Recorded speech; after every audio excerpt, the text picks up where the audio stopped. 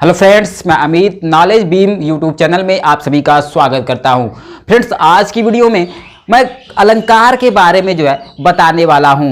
चाहे आप कक्षा 10 के स्टूडेंट्स हैं या आप कक्षा 12 के स्टूडेंट्स हैं, मैं कि उन सभी की दृष्टि से अलंकार को लेकर आया हूं। अगर आप कक्षा 10 के स्टूडेंट्स हैं तो आपके लिए भी यहां पर जो अलंकार पढ़ने हैं उसके बिल्कुल आसानी से आपको मैं परिभाषा बताने वाला हूं और उसका एग्जाम्पल बताने वाला हूं। अगर आप कक्षा 12 के स्टूडेंट्स हैं, चाहे आप साइंस के स्टूडेंट्स हो, चाहे आप आर्ट के स्टूडेंट्स हो, आप सभी को जो अलंकार पढ़ना है मैं उन सभी अलंकारों के बारे में यहाँ पर बताऊंगा और उनके एग्जाम्पल को भी बताऊंगा। तो चलिए बगैर समय नष्ट करते हुए हम लोग इसको देख लेते हैं। तो जैसा कि आप देख सकते हैं, आपके सामने यहाँ पर मैंने लिखा है कक्षा 10 और 12, ठीक है ना, हिंदी, क्योंकि हिंदी के अंतर्गत काव्य सौंदर्य तत्व होता है और उसी के अंतर्गत आपको अलंकार पढ़ना होता है, ठीक है। तो आप कक्षा 10 के स्टूडेंट्स है या आप कक्षा 12 के स्टूडेंट्स है, सभी के लिए कि यह अलंकार बिल्कुल ही कि इंपॉर्टेंट होने वाला है, ठीक है ना। तो चलिए देख रहे हैं, जैसा कि हमने कक्षा 10-12 यहां पर लिखा है, हिंदी के बारे में हम लोग बात कर रहे हैं, ठीक है। तो अलंकार के बारे में आज मैं इस वीडियो में आपको बताने वाला हूं। तो सबसे पहले हम बात करते हैं कि अलंकार कहते किसे हैं, ठीक है। तो अगर अलंकार की परिभाषा की बात की जाए तो काव्य या पद्य की शोभा बढ़ाने वाले तथ्यों को अलंकार कहा जाता है। फ्रेंड्स, गद्य की शोभा बढ़ाने वाले तथ्यों को अलंकार नहीं कहा जाता, क्योंकि गद्य में यानी कहानी में अलंकार का उपयोग नहीं किया जाता है, इसलिए गद्य की बात नहीं की जा सकती है, ठीक है। हम लोग जब भी अलंकार की परिभाषा देंगे तो कहेंगे पद्य या काव्य की, ठीक है। पद्य और काव्य एक ही चीज होता है। पद्य या काव्य की शोभा बढ़ाने वाले तथ्यों को अलंकार कहते हैं, ठीक है। अलंकार के अगर टाइप की बात करें तो अलंकार को या उनके भाग की बात करें तो उनको दो भागों में बांटा गया है अलंकार को, ठीक है। देखिए, अलंकार को दो भागों में बांटा गया है, शब्द अलंकार और अर्थ अलंकार, ठीक है। सबसे पहले जान लेते हैं शब्द अलंकार किसे कहते हैं। तो जब किसी वाक्य में या किसी पंक्ति में शब्दों के माध्यम से काव्य की शोभा बढ़ाई जाए, तब वहां पर क्या होता है, शब्द अलंकार होता है, ठीक है। अगर अर्थ अलंकार की बात की जाए तो जब किसी वाक्य या पंक्ति में अर्थों के माध्यम से चमत्कार या कह सकते हैं काव्य की शोभा बढ़ाई जाए तो वहां पर अर्थ अलंकार होता है। अगर हम लोग यहां पर बात करते हैं शब्द अलंकार की, तो शब्द अलंकार के तीन भेद है, ठीक है। अनुप्रास अलंकार, यमक अलंकार और श्लेष अलंकार। इसी प्रकार से हम लोग अर्थ अलंकार की बात करते हैं तो अर्थ अलंकार के कई भेद हैं, जिनमें मुख्य है उपमा अलंकार, रूपक अलंकार, उत्प्रेक्षा अलंकार, संदेह अलंकार, भ्रांतिमान अलंकार, अनन्वय, प्रतीप, दृष्टांत, अतिशयोक्ति अलंकार। ये है अर्थ अलंकार के अंतर्गत मुख्य अलंकार हैं, ठीक है। तो देखिए, अगर आप कक्षा 10 के स्टूडेंट्स हैं, ठीक है, तो अगर आप कक्षा 10 के स्टूडेंट्स हैं तो आपको ये तीन अलंकार पढ़ना है, उपमा अलंकार, रूपक अलंकार और उत्प्रेक्षा अलंकार। जैसा कि मैंने यहां पर लिख दिया है, देखिए 10 यानी क्लास 10 के अगर स्टूडेंट्स हैं तो आपको तीन अलंकार पढ़ना है। कौन कौन सा? उपमा अलंकार, रूपक अलंकार, उत्प्रेक्षा अलंकार, ठीक है। लेकिन अगर आप कक्षा 12 यानी 12 के, ठीक है, साइंस वर्ग के स्टूडेंट्स हैं तो आपको 6 अलंकार पढ़ने हैं। कौन कौन से? अनुप्रास अलंकार, यमक अलंकार, श्लेष अलंकार। यानी शब्द अलंकार के अंतर्गत जो तीन भेद हैं वो तीनों आपको पढ़ना है। और अर्थ अलंकार के अंतर्गत केवल आपको तीन अलंकार पढ़ने हैं, उपमा अलंकार, रूपक अलंकार और उत्प्रेक्षा अलंकार। यानी अगर आप कक्षा 10 के हैं तो उपमा पढ़ेंगे, रूपक पढ़ेंगे, उत्प्रेक्षा जैसा कि हमने यहां पर लिख दिया है। लेकिन आप अगर कक्षा 12 साइंस के है, जैसा कि मैंने यहां पर लिखा है, देखिए यहां से यहां, यानी आपको यहां से यहां, यानी ये तीन पढ़ने हैं और ये तीन पढ़ने हैं, अगर आप कक्षा 12 साइंस वर्ग के स्टूडेंट्स हैं, ठीक है। अगर उसके बाद बात करते हैं, अगर आप कक्षा 12 के आर्ट वर्ग के स्टूडेंट्स हैं तो आपको सभी पढ़ना है। ये तो पढ़ना ही है जो आपको यहां पर 10 वालों को पढ़ना है या जो 12 साइंस वालों को पढ़ना है, इसको तो 8 वाले पढ़ेंगे ही पढ़ेंगे। साथ में ये जो नीचे मैंने यहां पर लिखा है, संदेह, भ्रांतिमान, अनन्वय, प्रतीप, दृष्टांत, अतिशयोक्ति, इन सबको भी 8 वालों को पढ़ना है। जैसा कि देखिए मैंने यहां पर टोटल पूरा मतलब यहां पर कर दिया है 8 वालों के लिए, क्योंकि 8 वालों के लिए सभी पढ़ना है, ठीक है। लेकिन साइंस वालों के लिए कितना पढ़ना है? ये 6 पढ़ना है, इसलिए यहां पर मैंने इस प्रकार से कि कर दिया है इसके बराबर में, ठीक है। लेकिन अगर हम हाई स्कूल की बात करते हैं, 10 वालों की बात करते हैं तो केवल 3 पढ़ना है, उपमा, रूपक और उत्प्रेक्षा। इसलिए मैंने यहां पर ऐसे यहां पर कर दिया ताकि आप लोग अच्छे से समझ सके, ठीक है। तो अगर आप हाई स्कूल के हैं तो आपको 3 पढ़ना है, उपमा, रूपक, उत्प्रेक्षा। अगर आप कक्षा 12 साइंस वर्ग के हैं तो आपको तीनों तो पढ़ना ही है, ठीक है। अर्थ अलंकार का जो रूपक, उत्प्रेक्षा और क्या कह सकते हैं, ये आपका उपमा अलंकार है। इसके साथ साथ आपको शब्द अलंकार के तीनों भेद पढ़ने, यानी अनुप्रास, यमक और श्लेष पढ़ने हैं, ठीक है। लेकिन अगर आप कक्षा 12 साहित्यिक यानी आर्ट वर्ग के स्टूडेंट्स हैं, ठीक है, तो आपको सभी के सभी पढ़ने हैं, ठीक है।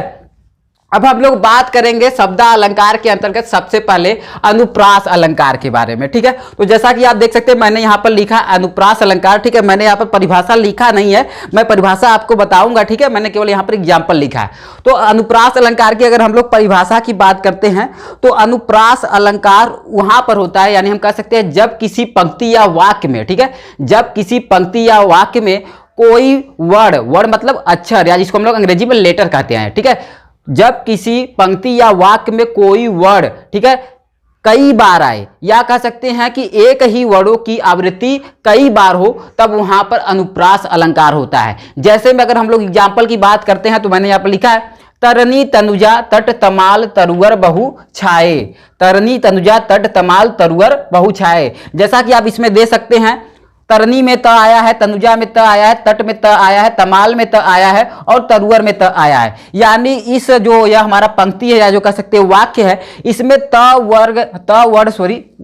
वर्ड, ठीक है, यानी अक्षर त वर्ड कई बार आया है, इसलिए यहां पर क्या है, अनुप्रास अलंकार है। ठीक है, अनुप्रास अलंकार का जो परिभाषा है यही होता है कि जब किसी पंक्ति या वाक्य में कोई वर्ड यानी अक्षर कई बार आए या एक ही अक्षर की आवृत्ति कई बार हो, ठीक है, तो वहां पर क्या होता है, अनुप्रास अलंकार होता है। जैसे कि मैंने यहाँ पर आपको एग्जाम्पल बताया तरनी तनुजा तट तमाल तरुअर बहु छाए। ठीक है, यहाँ पर त वर्ड की आवृत्ति कई बार हुई है। इसी प्रकार से काली घटा का घमंड घटा, चारू चंद्र की चंचल किरणें इत्यादि इसके एग्जाम्पल है। ठीक है, आगे हम लोग बात करते हैं शब्दालंकार के अंतर्गत दूसरा अलंकार जो है यमक अलंकार। ठीक है, यमक अलंकार की अगर बात की जाए, इसके परिभाषा की बात की जाए, ठीक है, तो जब किसी पंक्ति या वाक्य में कोई शब्द, ठीक है ना, यहां पर कोई वर्ड नहीं, कोई शब्द दो या दो से अधिक बार आए परंतु दोनों शब्दों के अर्थ अलग अलग हो, वहां पर यमक अलंकार होता है। जैसे में एग्जाम्पल देख लेते हैं हम लोग, कनक कनकते सौगुनी मादकता अधिकाय, या खाए बौराए जग या पाए बौराए। ठीक है ना, आप देख सकते हैं यहां पर कनक कनक शब्द दो बार आया है, लेकिन इन दोनों शब्दों का अर्थ अलग अलग है। ठीक है, एक कनक का अर्थ है सोना और दूसरे कनक का अर्थ है, ठीक है, धतूरा। यानी एक कनक का मतलब है आपका धतूरा और एक का मतलब है सोना। क्योंकि देखिए अगर व्यक्ति जो है धतूरा खा ले तो भी क्या हो जाता है, पागल हो जाता है, और अत्यधिक सोना को प्राप्त कर ले तो भी व्यक्ति क्या हो जाता है, पागल हो जाता है। यानी यह जो एग्जाम्पल है इसमें कनक कनक वर्ड दो बार आया है और दोनों का अर्थ अलग अलग है, इसलिए इसमें क्या है, यमक अलंकार है। ठीक है, अब हम लोग शब्दालंकार के अंतर्गत जो श्लेष अलंकार है उसका भेद है, जो लास्ट है, मैं अब उसके बारे में आपको बताता हूं। तो श्लेष अलंकार जैसा कि आप देख सकते हैं यहां पर, तो सबसे पहले श्लेष अलंकार की परिभाषा की बात करते हैं। तो श्लेष अलंकार देखिए, जब किसी पंक्ति या वाक्य में कोई शब्द एक बार आए, ठीक है, जब किसी पंक्ति या वाक्य में कोई शब्द एक बार आए किंतु उसका अर्थ दो या दो से अधिक बार लिया जाए। ठीक है ना, किसी पंक्ति या वाक्य में कोई शब्द एक बार आए किंतु उसका अर्थ जो है एक या एक से अधिक हो। ठीक है ना, यानी एक ही वो शब्द आया है लेकिन अर्थ उसका कितना है, भिन्न भिन्न है। ठीक है ना, यानी दो बार उसका अर्थ लिया जा रहा है, यानी दो तरीके से उसका अर्थ है, या दो से अधिक है, तो वहां पर क्या होता है, श्लेष अलंकार होता है। जैसे में एग्जाम्पल लेकर देखते हैं हम लोग, रावण शीर सरोज वनचारी, रावण शीर सरोज वनचारी, चल रघुवीर सिलीमुख धारी। ठीक है ना, तो देखिए यहाँ पर सिलीमुख वर्ड कितनी बार आया है, एक बार, लेकिन इसका अर्थ कितना है, दो अर्थ है। एक सिली, यहाँ पर जो देखिए सिलीमुख दिया है, तो सिलीमुख का मतलब होता है, ठीक है ना, भ्रमर यानी भौरा। ठीक है ना, सिलीमुख का मतलब होता है भ्रमर। ठीक है, उसके बाद एक सिलीमुख का मतलब होता है बाढ़, यानी सिलीमुख का यहाँ पर दो अर्थ है, बाढ़ और भ्रमर। ठीक है ना, बाढ़ और भ्रमर। ठीक है, इसलिए क्या हो गया यहाँ पर, श्लेष अलंकार हो गया, क्योंकि श्लेष अलंकार का जो है कि परिभाषा यही है कि जब किसी पंक्ति या वाक्य पे एक ही शब्द एक बार आए लेकिन उसका अर्थ एक से अधिक बार या एक से अधिक हो। ठीक है ना, तो वहां पर श्लेष अलंकार होता है। चलिए अब हम लोग आगे बढ़ते हैं और अर्थालंकार को देख लेते हैं। तो फ्रेंड्स आप देख सकते हैं यहाँ पर मैंने लिखा है अर्थालंकार। अब हम लोग अर्थालंकार के अंतर्गत जो उपमा अलंकार है, रूपक अलंकार है, उत्प्रेक्षा, अनंती, अनन्वय, भ्रांतिमान इत्यादि जो अलंकार है उसको हम लोग एक एक करके देखेंगे। ठीक है, तो सबसे पहले हम लोग बात करते हैं उपमा अलंकार के बारे में। ठीक है, तो उपमा अलंकार की परिभाषा की बात करें तो समान धर्म, स्वभाव, शोभा, गुण आदि के आधार पर जहां एक वस्तु की तुलना दूसरी वस्तु से की जाती है वहां पर उपमा अलंकार होता है। समान धर्म, स्वभाव, शोभा, गुण आदि के आधार पर जहां एक वस्तु की तुलना दूसरी वस्तु से की जाती है वहां पर उपमा अलंकार होता है। उपमा अलंकार के 4 अंग है। तो देखिए जो पहला अंग है वह है उपमेय, ठीक है ना। उपमेय किसको कहते हैं? जिस वस्तु की समानता बताई जाती है, ठीक है ना, उसको उपमेय कहा जाता है।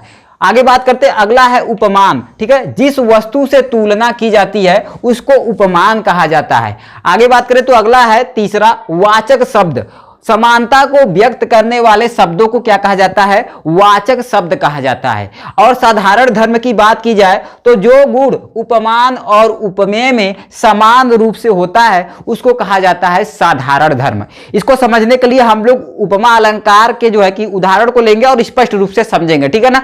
तो उपमा अलंकार जिसकी परिभाषा मैंने बताया कि समान धर्म, स्वभाव, शोभा, गुण आदि के आधार पर जहां एक वस्तु की तुलना दूसरे वस्तु से की जाती है वहां पर उपमा अलंकार होता है। उपमा अलंकार के हम लोग एग्जाम्पल की बात करते हैं तो देखिए यहां पर मैंने एग्जाम्पल लिखा है, हरिपद कोमल कमल से। हरिपद कोमल कमल से, ठीक है ना। देखिए हरिपद यानी भगवान विष्णु का पैर, कोमल मतलब कोमल है, कमल से यानी कमल के समान, यानी भगवान विष्णु की पैर की तुलना किससे की जा रही है? कमल के समान कोमलता से की जा रही है, ठीक है ना।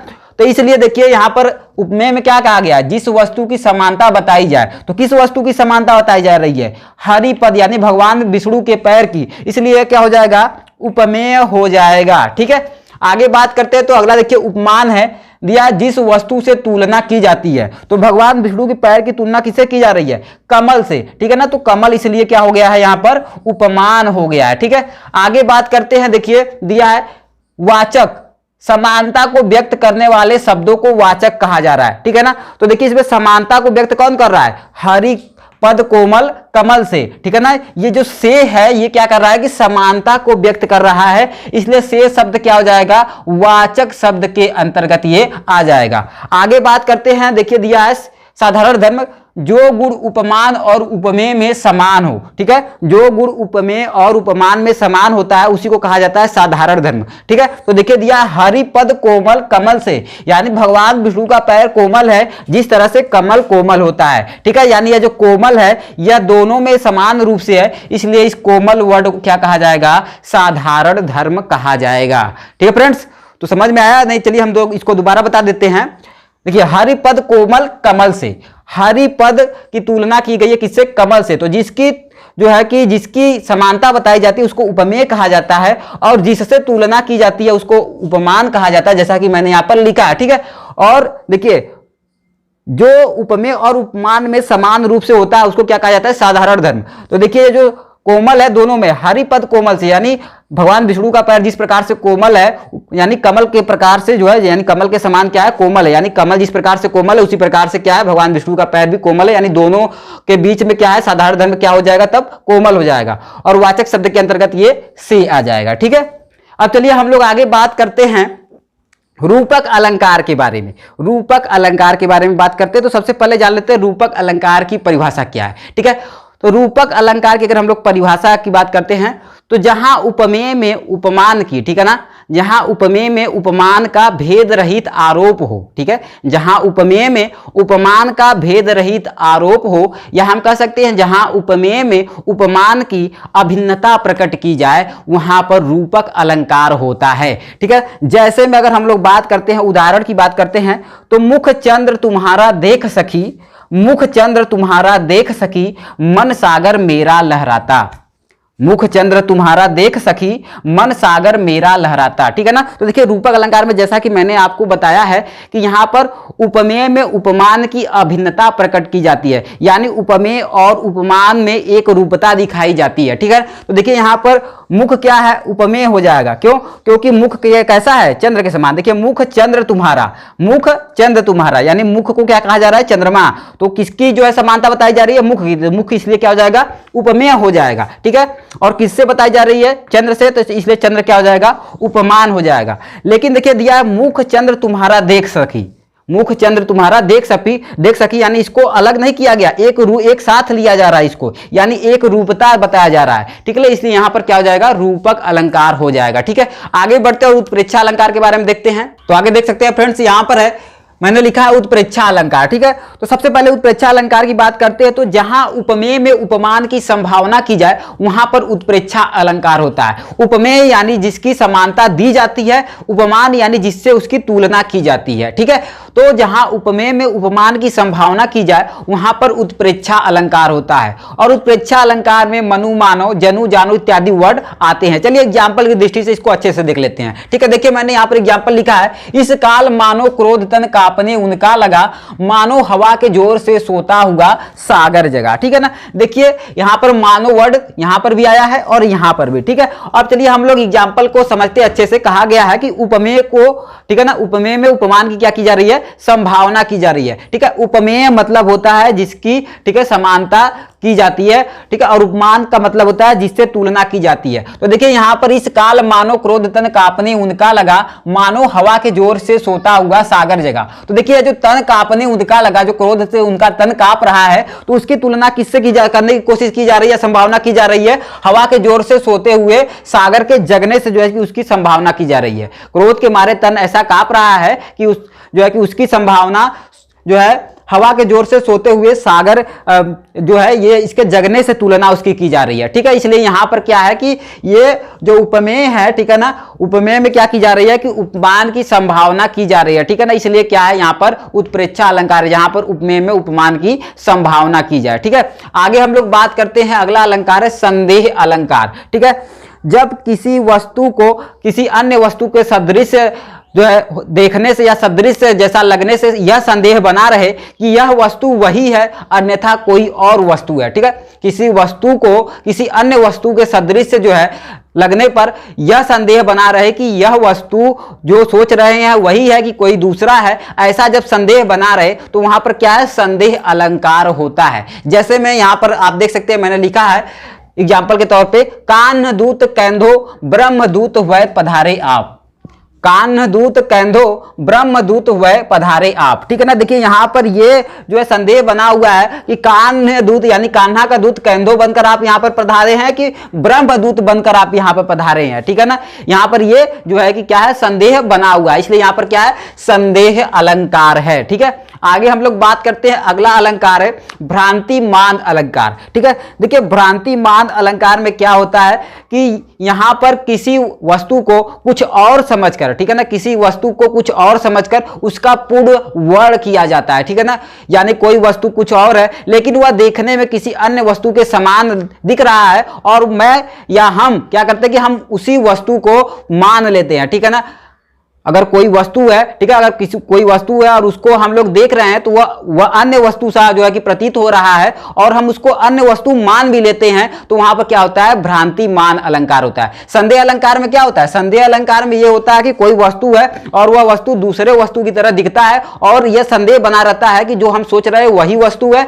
या दूसरी वस्तु है। लेकिन भ्रांति मान में क्या होता है, भ्रांति मान में अगर कोई वस्तु है और वह वस्तु जो है अन्य वस्तु से दिखाई दे रही है तो हम उसको वही वस्तु मान लेते हैं, यहां पर संदेह नहीं बना रहता है बल्कि हम उसको दूसरी वस्तु जो सोच रहे हैं वो मान लेते हैं। ठीक है, तो वहां पर क्या हो जाएगा, भ्रांति मान अलंकार हो जाता है। ठीक है, जैसे में मैंने यहां पर एक देखिए एग्जांपल अच्छा सा लिखा है, मुन्ना तब मम्मी के सर पर देख देख दो चोटी, भाग खड़ा हुआ भय मानकर सर पर सापिन लेटी। ठीक है ना, देखिए मुन्ना क्या कर रहा है भाई, मम्मी के सर पर जो दो चोटी है, ठीक है ना, उन चोटियों को देखकर क्या मान लिया है, सर्प मान लिया और सर्प मानकर वो भाग गया। ठीक है ना, यहां पर ये संदेह नहीं बना हुआ है कि वो सर्प है कि चोटी है। ठीक है ना, वो चोटी को सीधे सीधे क्या कर रहा है, सर्प मान लिया है। ठीक है, तो जहां पर ऐसी चीजें होती है वहां पर क्या होता है, भ्रांति मान अलंकार होता है। ठीक, आगे हम लोग बात करते हैं, अगला है अनन्वय अलंकार। ठीक है ना, देखिए अनन्वय अलंकार, तो सबसे पहले जानते हैं अनन्वय अलंकार के बारे में।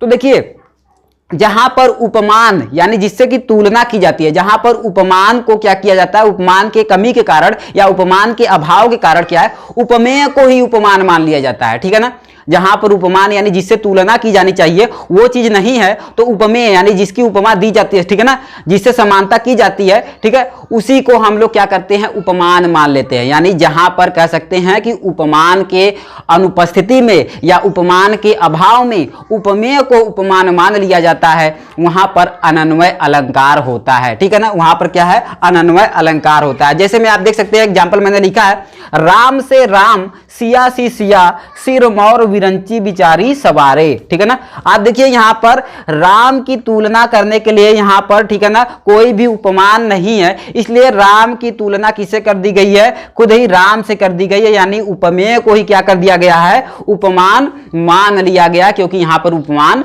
है ही नहीं। ठीक है, चलिए आगे बढ़ते हैं।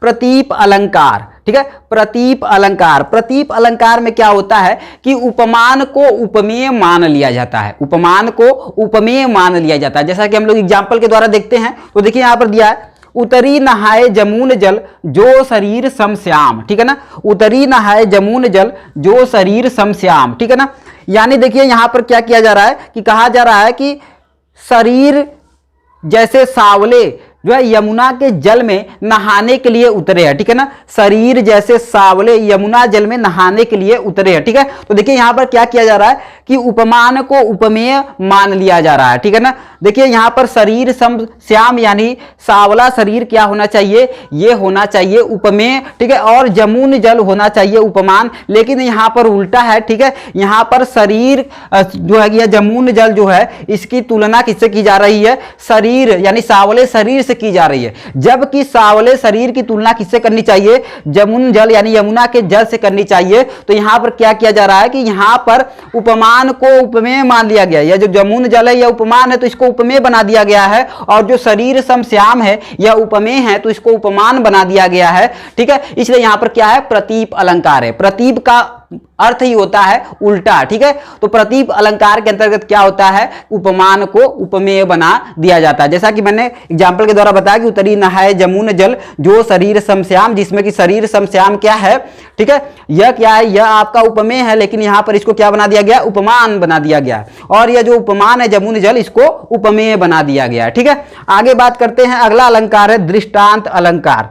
दृष्टांत अलंकार के अंतर्गत किसी वस्तु का वर्णन करने के लिए उसके समान धर्मी वस्तु को प्रमाण स्वरूप क्या किया जाता है, प्रस्तुत किया जाता है। दृष्टांत अलंकार के अंतर्गत किसी वस्तु का वर्णन करने के लिए उसके समान धर्मी वस्तु को जो है प्रमाण स्वरूप प्रस्तुत किया जाता है। जैसे हम लोग एग्जाम्पल की दृष्टि से देखते हैं, तो आप देख सकते हैं यहां पर एग्जाम्पल है, करत करत अभ्यास ते जड़मति होत सुजान रसरी आवत जात ते सिल पर परत निशान। ठीक है ना, तो देखिए जैसा कि दृष्टांत अलंकार के अंतर्गत कहा गया है कि किसी वस्तु का वर्णन करने के लिए उसके समान धर्मी वस्तु को जो है प्रमाण स्वरूप प्रस्तुत किया जाता है। तो देखिए पहले लाइन में करत करत अभ्यास, ठीक है ना, जड़मति होत सुजान, करते करते अभ्यास, वो जड़मति होत सुजान। तो ठीक है, इस लाइन की देखिए जो पहली पंक्ति है, इसकी जो है वर्णन करने के लिए उसी के समान जो है प्रमाण स्वरूप दूसरे वस्तु को देखिए क्या किया जा रहा है, प्रस्तुत किया जा रहा है कि रसरी आवत जात ते सील पर परत निशान, यानी रस जो रस्सी है वो आते जाते क्या कर दे रहा है, सील यानी पत्थर पर क्या कर दे रहा है, निशान कर दे रहा है। ठीक है, यानी इस पहली लाइन की तुलना दूसरी लाइन से यहां पर की जा रही है, यानी किसी जो है वस्तु का वर्णन करने के लिए उसके समान धर्मी वस्तु को क्या किया जाता है, प्रमाण स्वरूप प्रस्तुत किया जाता है। तो वहां पर क्या होता है, वहां पर दृष्टांत अलंकार होता है। ठीक है, आगे बढ़ते हैं और अगला अलंकार है देखिए अतिशयोक्ति अलंकार। अतिशयोक्ति अलंकार जहां पर किसी बात को या ठीक है बहुत बढ़ा चढ़ाकर कहा जाए, या बहुत ही जो है कि उसको क्या कह सकते हैं कि घटाकर किया जाए, यानी कहने का मतलब है आप किसी वस्तु की बहुत ही जो है कि बढ़ाई करें, या उसको बहुत बढ़ा चढ़ाकर बताए, या उसकी बहुत अत्यधिक निंदा करे। ठीक है ना, वहां पर क्या होता है, अतिशयोक्ति अलंकार होता है, यानी किसी भी बात को बढ़ा चढ़ाकर कहना। ठीक है ना, वो क्या कहलाता है, अतिशयोक्ति कहलाता है। ठीक है, तो किसी भी जो है कि वाक्य को या ठीक है शब्द को आप बढ़ा चढ़ाकर लिखते हैं तो वहां पर क्या हो जाएगा, अतिशयोक्ति अलंकार हो जाएगा। ठीक है ना, यानी जब पद्य या काव्य में आप बढ़ा चढ़ाकर ठीक है वर्णन कर रहे हैं तो वहां पर क्या हो जाएगा, अतिशयोक्ति अलंकार हो जाएगा। ठीक है ना, इसका हम यहाँ पर मैंने ये क्या किया है कि एग्जाम्पल नहीं लिखा है। ठीक है ना, इसका एग्जाम्पल आपको कमेंट्स के माध्यम से लिख कर बताना है कि अतिशयोक्ति अलंकार का एग्जाम्पल क्या हो सकता है। मैंने आपको क्या है कि अलंकार के अंतर्गत जैसा कि मैंने आपको शब्दालंकार के बारे में बताया, शब्दालंकार में आपको मैंने जो है कि जो 3 अलंकार है, अनुप्रास अलंकार, यमक अलंकार, श्लेष अलंकार, उसको बताया, और मैंने आपको अर्था अलंकार के अंतर्गत उपमा, रूपक, उत्प्रेक्षा इत्यादि जो भी जो है कि सिलेबस के हिसाब से मैंने बताया आपको। मैंने यहाँ पर जो है कि हाई स्कूल के हिसाब से, ठीक है, और इंटरमीडिएट के हिसाब से आर्ट के स्टूडेंट्स के लिए भी, और जो है साइंस के स्टूडेंट्स के लिए, और कक्षा हाई स्कूल यानी 10 के स्टूडेंट्स के लिए भी जो है कि यहाँ पर अलंकार बताया। यानी यहाँ पर कह सकते हैं 10 से लेकर 12 तक के पूरे जो है कि जितने अलंकार आपको पढ़ने, मैंने यहाँ पर जो है कि बिल्कुल ही अच्छी तरीके से बताया। मैंने एक एक करके उसको बताया, उसके परिभाषा को बताया, और उसके जो एग्जाम्पल को बताया कि आप किस प्रकार से एग्जाम्पल लिखकर उसको स्पष्टीकरण कर सकते हैं। ठीक है, तो फ्रेंड्स आशा करता हूं कि मेरा यह वीडियो आपको अच्छा लगा होगा। प्लीज मेरा यह वीडियो आपको अच्छा लगा तो प्लीज इस वीडियो को लाइक करना, शेयर करना, कमेंट करना बिल्कुल भी ना भूले। ठीक है, और हमारे इस यूट्यूब चैनल पे पहली बार आए हैं तो हमारे इस यूट्यूब चैनल को सब्सक्राइब करना भी बिल्कुल भी ना भूले। और आप इस अतिशयोक्ति अलंकार का जो उदाहरण है, जो एग्जाम्पल है, इसको कमेंट से लिखना बिल्कुल भी ना भूले। अगर फ्रेंड्स आप जो है कक्षा 10 यानी हाई स्कूल और इंटरमीडिएट के स्टूडेंट्स हैं तो हमारा एक यूट्यूब चैनल है जिसका नाम है हिस्टोरिका हिस्ट्री। ठीक है, आप वहां पर जाकर जो है संस्कृत इत्यादि के जो अनुवाद है उसको भी पढ़ सकते हैं। ठीक है, और आप वहां पर भी ग्रामर, व्याकरण इत्यादि और किताबों से रिलेटेड सभी जानकारियां भी वहां पर प्राप्त कर सकते हैं, जिसका लिंक डिस्क्रिप्शन में दिया गया है। तो आप वहां पर जाकर उसको जो है कि खोल सकते हैं। खोलने के बाद वहां पर आप अच्छे से वहां पर भी पढ़ाई कर सकते हैं। वहां पर मैं हाई स्कूल के सोशल साइंस और हिंदी के जो है कि सभी टॉपिकों के लिए वीडियो प्रोवाइड करूंगा, और मैं इंटर के हिंदी, सिविक्स, जियोग्राफी और हिस्ट्री के जो है सारे के सारे वीडियो प्रोवाइड करने वाला हूं। तो फ्रेंड्स इस वीडियो में इतना है, मिलते हैं नेक्स्ट वीडियो में, तब तक के लिए thanks watching for this video.